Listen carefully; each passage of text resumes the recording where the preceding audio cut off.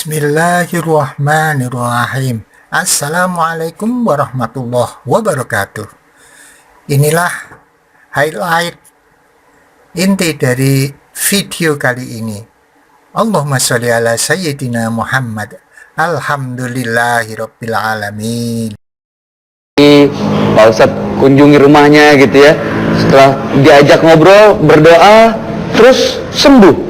Ini pakai dukun atau sihir atau apa? Enggak ya Pak Ustadz?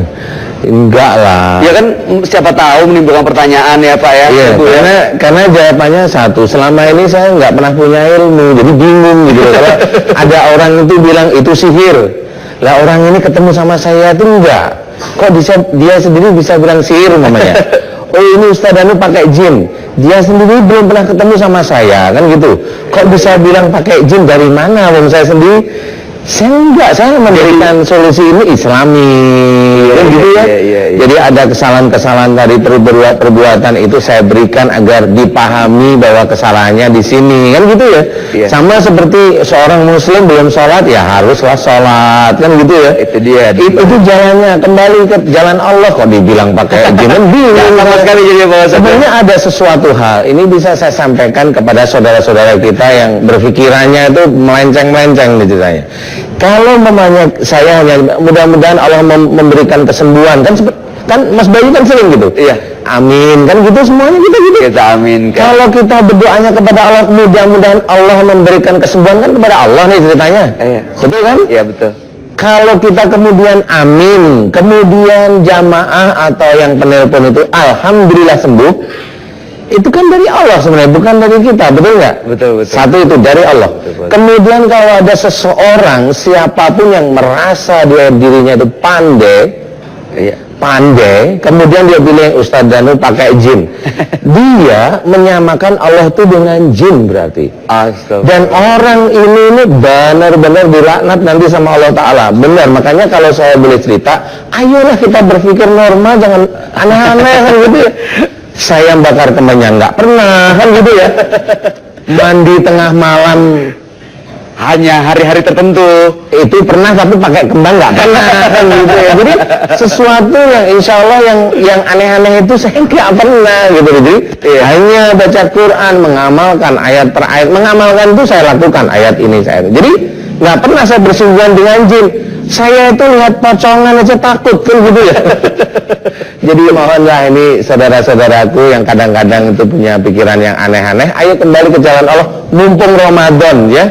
Mumpung Ramadan, jangan menyamakan Allah dengan jin, karena pada waktu kita memohon kepada Allah, kan betul ya. Tidak pada Nyai Roro Kidul, nggak pernah saya bilang gitu. Siapa? Nggak pernah saya. Jadi kepada Allah Ta'ala. Jadi kalau ada seseorang, siapapun saudara saya yang berpikir bahwa kita pakai jin, berarti menyamakan Allah dengan jin. Silahkan nanti menikmatinya di akhirat. Jadi saya memberikan gambaran, bukan mengancam, tapi silahkan. Jadi mudah-mudahan diampuni oleh Allah Ta'ala di bulan Ramadan ini ya. Amin. Siapa yang bisa mampu melihat ilmunya dia sendiri, dan jangan tertipu, ilmu itu di dalamnya ada seseorang makhluk yang pakai sorban. Jangan sampai tertipu, karena bisa aja namanya jin itu dia, kalau jinnya itu kita kasih makan, kita kasih amalan atau mantra-mantra, itu jinnya itu minta, dan akhirnya kita menghamba pada dia. Oh gitu. Kita menghamba, walaupun orang ini tetap sujud pada Allah Ta'ala, tapi kita tetap menghamba pada dia. Nah disinilah yang harus kita sadari, bahwa kita yang punya ilmu sihir ini tidak akan mampu mengetahui ilmunya jenisnya apa gitu. Karena bisa aja ilmunya dari monyet, tapi karena orang ini memang imannya itu dia hanya iman ilmu, bukan iman kepada Allah Ta'ala yang kuat ya. Jadi dia sendiri melihat monyet itu kesannya dia ada seseorang pakai jubah, pakai sorban. Padahal kalau memang ada orang lain yang melihat dan dia ketakwaan pada Allah Ta'ala tinggi, dilihat itu monyet. Jadi bukan jin yang benar-benar serius, dia imannya bagus. Karena begini, ini maaf-maaf ya, biasanya kita umat Islam itu kalau ada yang nunggu pakai sorban itu seneng banget, betul nggak? itu kesannya Islami, padahal itu belum tentu. Iya. Saya akan bercerita. Kalau kita akan berpikir, saya mengajak berpikir deh seluruh masyarakat Indonesia. Kalau ada jin muslim ya, kalau dia itu sampai ikut kepada manusia, itu jarang sebenarnya. Apalagi yang tingkatannya maaf udah pakai sorban, pakai jubah. Yang asli ini jarang. Kenapa? Jin yang muslim yang tingkat ketakwaannya cukup tinggi itu tidak akan mengikuti manusia. Oh gitu, Ustaz. Pasti. Karena kalau dia mengikuti manusia nih, dai ya, dia sadar bahwa si jin ini sadar bahwa dalam Quran juga tidak boleh, karena dia nanti akan dihamba oleh manusia dan dia akan sebagai Tuhan nantinya.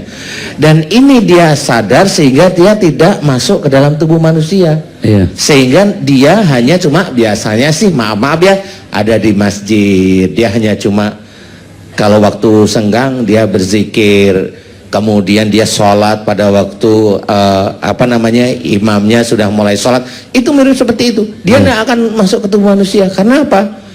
Ya, karena dia sadar kalau manusia saya tumpangin dengan sekian miliar anak buah saya, dia nggak kuat, pasti akan sakit, pasti. Nah, yang bisanya masuk ke tubuh manusia ini ya jin-jin yang mengaku-ngaku sih sebenarnya. Nah, Ustadz sendiri kan banyak tahu tentang jin nih, Ustadz. Dunia perjinan. Nggak tahu juga sih, saya ngarang-ngarang aja. Nah, iya. Ini ada ilmunya sendiri, Ustadz, atau gimana? Karena begini, Ustadz, banyak masyarakat yang memang sudah mengetahui, saya sering mendampingi Ustadz di bengkel hati. Nah, mereka kadang tanya, Ustadz Danu sendiri ada khodamnya nggak? Nggak punya. Ada yang nunggunya nggak gitu? Ada security-nya nggak gitu, Ustadz? Nggak punya, bener. Jadi sejujur aja dulu dari kiai saya memang dilarang. Jadi kalau mamanya ini saya ceritakan dari guru saya diceritakan, kamu kalau memang baca Quran semata-mata karena Allah, jadi jangan sampai membaca Quran untuk duniawi. Karena kalau kamu membaca Quran untuk duniawi, bener sih bisa aja kamu dikabulkan, diizinkan oleh Allah Ta'ala duniawinya, tapi rahmat dari kamu baca Quran kamu nggak dapat, karena udah dapat duniawinya. Itu dulu kiai saya bilang gitu.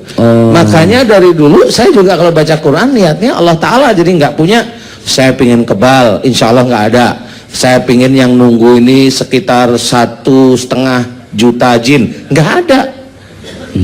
Jadi benar-benar nggak ada. Nah, ini kita harus menyadari bahwa hal ini masih banyak di negara kita, khususnya kita yang muslim. Umpamanya baca Quran tapi niatnya untuk ngusir jin, ini duniawi, bukan lillahi ta'ala. Jadi orang yang seperti ini jangan nyalahkan saudara-saudaranya yang lain. Biasanya kita, oh yang kamu baca mantra, saya baca Quran untuk ngusir jin, sama aja sih sebenarnya. Tapi memang kalaupun Quran diniatkan untuk mengusir jin bisa juga, Ustadz ya. Tapi sebatas itu nanti dapatnya. Iya, dia hanya sebatas mengusir jin, dan jinnya bisa keluar apa enggak. Kenyataannya biasanya dari saudara-saudara kita yang seperti itu jinnya nggak bisa keluar. Berarti kalau ada pertanyaan, loh berarti kalau jinnya ini nggak keluar, ayat Qur'annya kalah dong sama jin, gimana kalau ada pertanyaan gitu kan, susah ya. Baik Ustaz, sebelum kita lanjutkan tentang dunia jin, kita benar, Ustadz yang benar, ndak mungkin dia bisa melihat jin. Kadang ada orang yang ngeyel, bohong kamu, buktinya Nabi Sulaiman alaihi salam bisa melihat jin. Selalu dikiaskan kepada Nabiullah Sulaiman alaihi salam. Ini jelas kias wal farid. Dah beres lah dikiaskan sama para nabi. Imam Al-Baihaqi telah meriwayatkan riwayatnya dari Ar-Rabi' dalam kitab Manaqibus Syafi'i.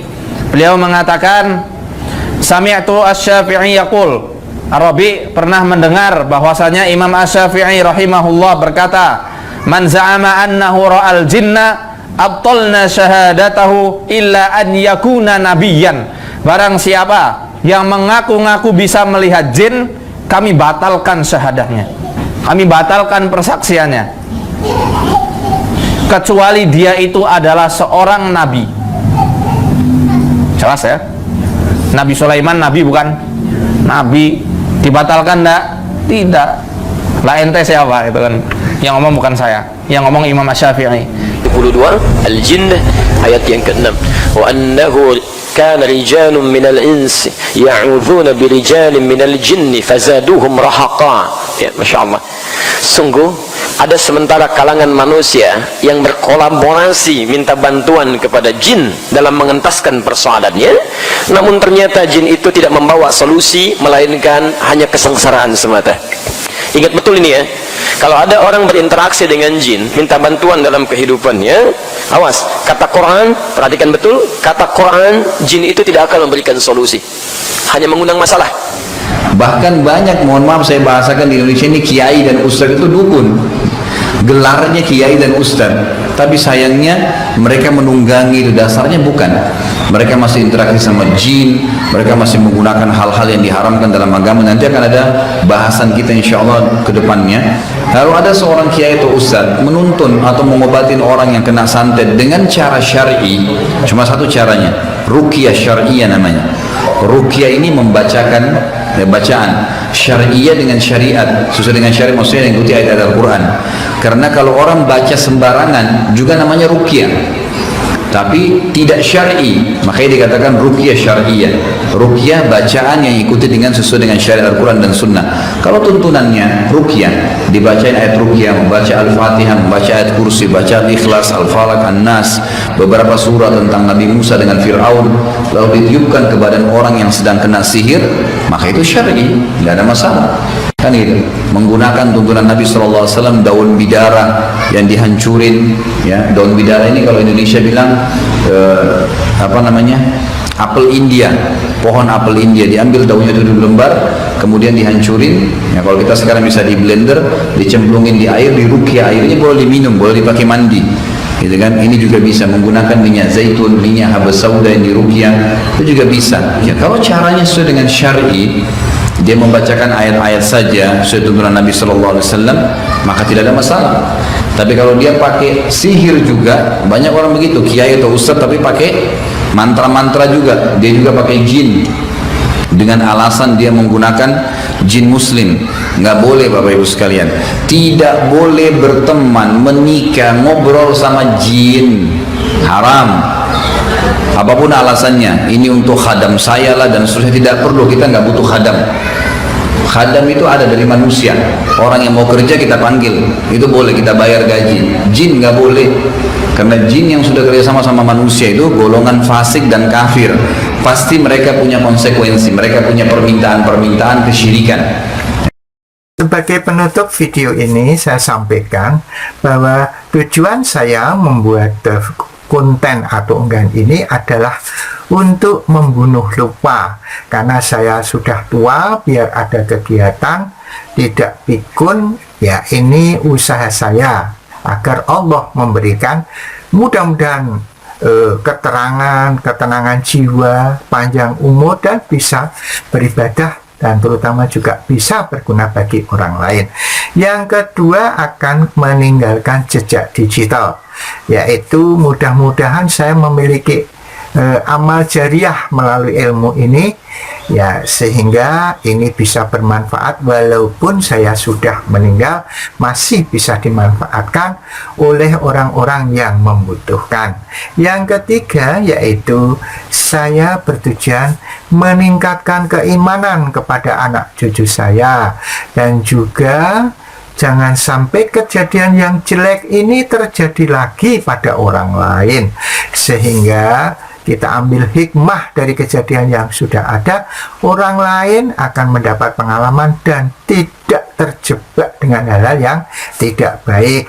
Kemudian pesan saya, ya, jangan lupa ketika Anda mendapatkan masalah, itu Anda sholat 2 rakaat, apakah itu namanya sholat hajat ataupun sholat mutlak.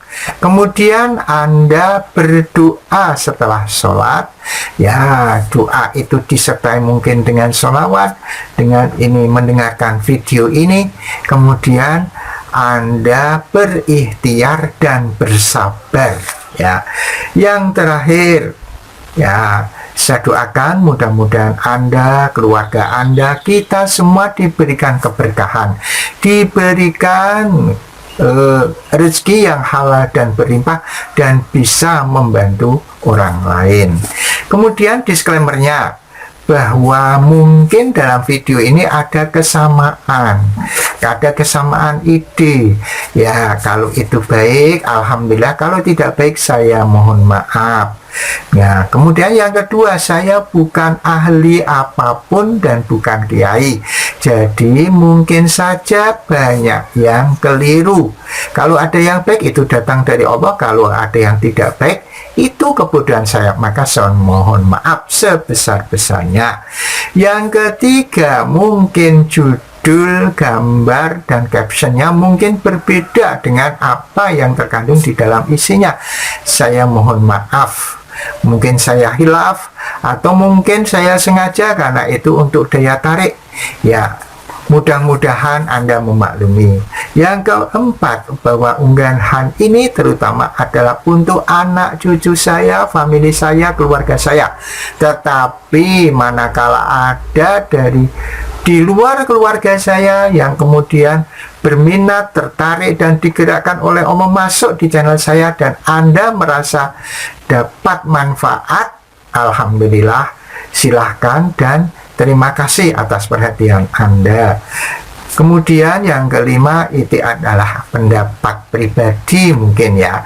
Sifatnya subjektif, jadi mungkin saja tidak sesuai dengan apa yang Anda bayangkan dan Anda inginkan.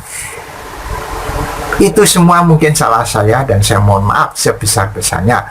Saya doakan mudah-mudahan apa yang telah kita dapatkan di dunia ini diberikan keberkahan oleh Allah dan Allah memaafkan semua dosa kita. Terima kasih. Subhanakallahumma wa bihamdika asyhadu alla ilaha illa anta astaghfiruka wa atubu ilaik. Assalamualaikum warahmatullahi wabarakatuh. Ala Muhammad. Allahumma sholli ala sayyidina Muhammad. Ala Muhammad. Allahumma sholli ala sayyidina Muhammad.